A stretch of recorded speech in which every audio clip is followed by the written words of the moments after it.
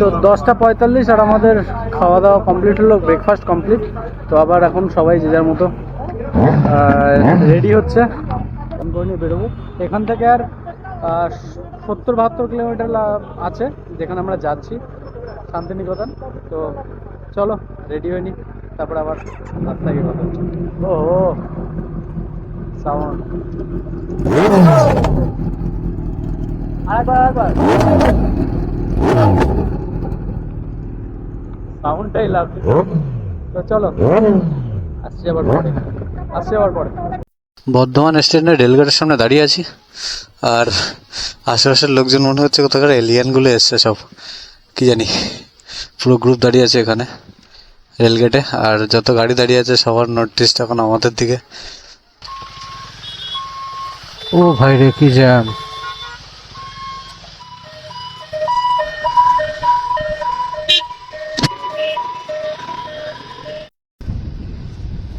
তো ফাইনালি আমরা আমাদের রিসর্টে ঢুকতে চলেছি। এখানে সমস্ত পরপর রিসর্টগুলো সাজানো আছে। তো আমাদের রিসর্টে আমরা এখন যাচ্ছি। দুপাশটা দেখো, পুরো জঙ্গল, পুরোই জঙ্গল।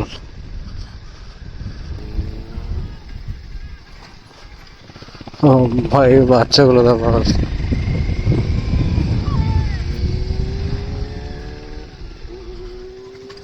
600 মিটার বাকি, 600 মিটার, পুরো ধুধু খাকা মাঠ আর জঙ্গল দেখো অবস্থা। শীতকালটা এখানে আরেকটু শীতে, মানে এই জানুয়ারির প্রথম দিকে বা লাস্টের দিকে বলছি, জানুয়ারির প্রথম দিকে বা ডিসেম্বরের লাস্টের দিকে আসলে খেজুরের রস সকালবেলা। ও পৌঁছে গেছে আমরা ডেস্টিনেশনে পৌঁছে গেছি।